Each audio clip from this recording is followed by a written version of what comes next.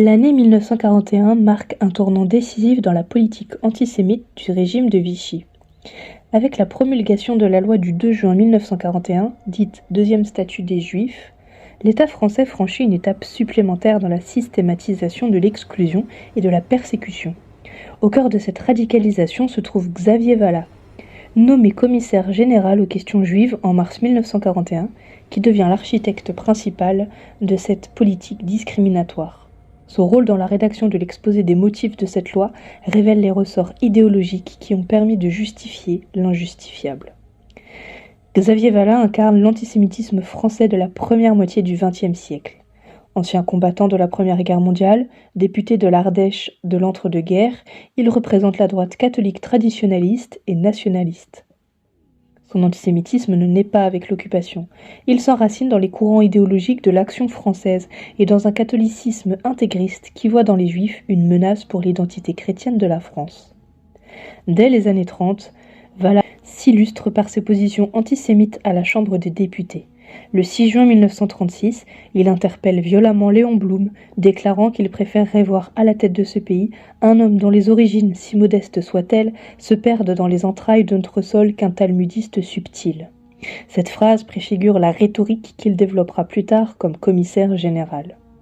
En mars 1941, Pétain nomme Xavier Vallat à la tête du Commissariat général aux questions juives, organisme créé pour centraliser et systématiser la politique antisémite de Vichy. Cette nomination n'est pas le fruit du hasard. Vallat cumule une légitimité d'ancien combattant, une expérience parlementaire et surtout une conviction antisémite profonde qui le rend particulièrement adapté à cette mission. Le CGQJ devient sous sa direction un véritable instrument de persécution administrative. L'organisme se dote d'une structure bureaucratique efficace avec des directions régionales dans toute la France et met en place les mécanismes d'exclusion économique et sociale des Juifs de France. La loi du 3 octobre 1940, premier statut des Juifs, avait déjà établi les bases de l'exclusion légale. Cependant, ce texte présentait aux yeux de Vallat plusieurs lacunes. Sa définition de ce qui était considéré comme juif restait imprécise et les interdictions professionnelles n'étaient pas assez étendues. Surtout, ce premier statut n'avait pas été accompagné d'un appareil administratif suffisant pour son application. Si l'Allemagne nazie exerce une pression constante sur Vichy concernant la question juive, la loi du 2 juin 1941 illustre également l'autonomie relative du régime français dans ce domaine. Vallat et l'administration vichiste ne se contentent pas d'appliquer passivement les directives allemandes. Ils développent leur propre vision de la politique antisémite, parfois même en allant au-delà des exigences immédiates de l'occupant.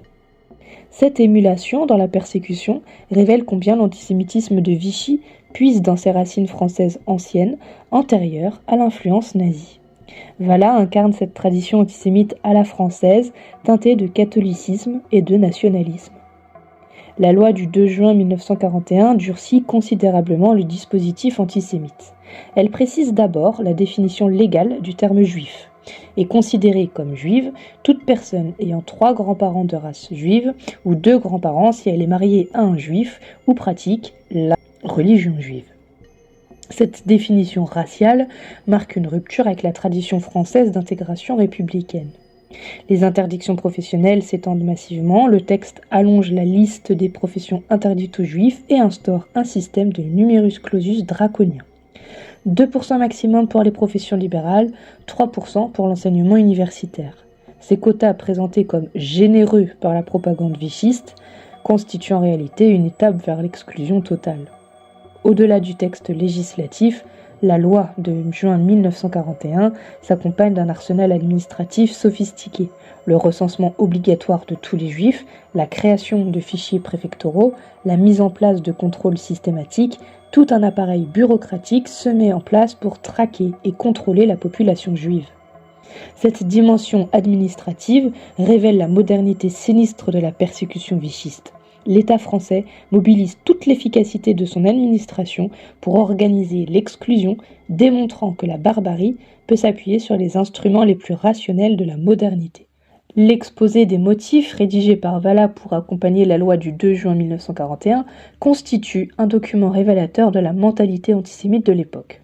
Ce texte ne se contente pas d'énoncer les mesures pratiques, il développe une véritable théorie de l'exclusion, présentée comme nécessaire au redressement national de la France. La rhétorique employée mélange plusieurs registres, le discours scientifique pseudo-racial, la tradition catholique anti-judaïque et le nationalisme exclusif. Valla présente les Juifs comme fondamentalement étrangers à la nation française, incapables de s'assimiler véritablement et constituant une menace pour l'identité nationale. L'exposé des motifs illustre également la perversion du langage caractéristique des régimes totalitaires. L'exclusion devient protection, la discrimination devient ordre, la persécution devient justice. Cette manipulation sémantique vise à rendre acceptable l'inacceptable, à normaliser l'anormal.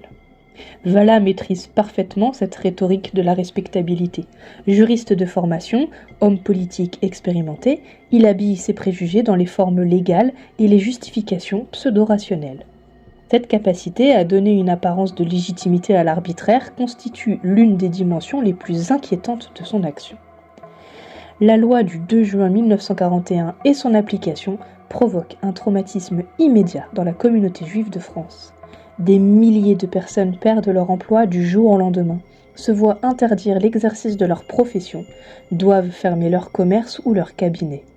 Cette violence économique s'accompagne d'une violence symbolique, la stigmatisation légale, l'exclusion de la communauté nationale. Les Juifs français, souvent parfaitement intégrés dans la société française, découvrent brutalement qu'ils ne sont plus considérés comme des citoyens à part entière. Cette révélation traumatisante marque le début d'une prise de conscience. L'assimilation républicaine ne protège pas de la persécution. Si la loi de juin 1941 ne prévoit pas encore la déportation, elle en prépare les conditions. En établissant des fichiers complets, en isolant la population juive, en la précarisant économiquement, le dispositif vichiste facilite la tâche future des nazis. Valla lui-même, selon plusieurs témoignages, accepte dès le printemps 1941 le principe de la déportation des Juifs étrangers. Cette dimension préparatoire révèle la cohérence sinistre de la politique antisémite vichiste. Chaque mesure s'inscrit dans une logique d'escalade qui mène inexorablement vers l'extermination. Valla et ses collaborateurs ne peuvent ignorer cette dynamique. Ils en sont les complices conscients. À la Libération, Xavier Valla est arrêté et jugé par la Haute Cour de justice. Condamné à 10 ans de prison en décembre 1947, il ne montre aucun repentir et continue de justifier son action. Cette attitude illustre l'ancrage profond de ses convictions antisémites, imperméables à l'évidence historique. Son procès révèle également les limites de l'épuration française. 10 ans de prison pour l'architecte de la persécution légale des Juifs. La peine paraît dérisoire au regard des souffrances causées. Cette clémence relative s'explique en partie par la volonté de réconciliation nationale, mais elle interroge sur la véritable prise de conscience des crimes commis.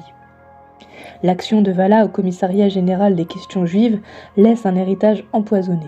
Elle démontre que l'antisémitisme peut s'épanouir dans le cadre légal d'un état de droit perverti, que la persécution peut revêtir les habits de la légalité. Cette leçon reste d'une actualité brûlante dans un monde où les démocraties ne sont jamais à l'abri des dérives autoritaires. L'exemple de Valla illustre également la responsabilité particulière des intellectuels et des hommes politiques dans la diffusion de l'idéologie haineuse. Juriste respecté, député de la République, Valla possédait tous les attributs de la respectabilité bourgeoise. Son parcours montre que l'éducation et la culture ne protègent pas automatiquement de la barbarie. Elles peuvent même lui servir d'instrument. L'étude de l'action de Xavier Valla en 1941 et de son rôle dans l'élaboration du deuxième statut des Juifs offre plusieurs enseignements durables. Elle révèle d'abord la capacité des démocraties à s'autodétruire de l'intérieur, lorsque les principes fondamentaux d'égalité et de fraternité sont abandonnés au profit d'une idéologie d'exclusion. Elle démontre ensuite l'importance cruciale du langage et de la rhétorique dans les processus de déshumanisation. Les mots de Valla dans l'exposé des motifs de la loi de juin 1941 ne sont pas de simples formules administratives. Ils constituent les instruments d'une violence symbolique qui prépare et justifie la violence physique. Enfin, l'exemple de 1941 rappelle que la vigilance démocratique ne doit jamais se relâcher. L'antisémitisme, le racisme, la xénophobie peuvent ressurgir sous des formes nouvelles, habillées de respectabilité et de pseudo-légitimité. L'histoire de Xavier Vallat et du deuxième statut des Juifs constitue un avertissement permanent, celui de la fragilité des conquêtes démocratiques face aux forces de la haine et de l'exclusion. La phrase de Vallat justifiant l'exclusion des Juifs de la société française résonne encore aujourd'hui comme un témoignage accablant de ce qui peut produire la rencontre entre les préjugés individuels et la puissance de l'État. Elle rappelle que derrière chaque loi discriminatoire se cachent des hommes qui ont fait le choix de la haine et que ce choix engage leur responsabilité devant l'histoire.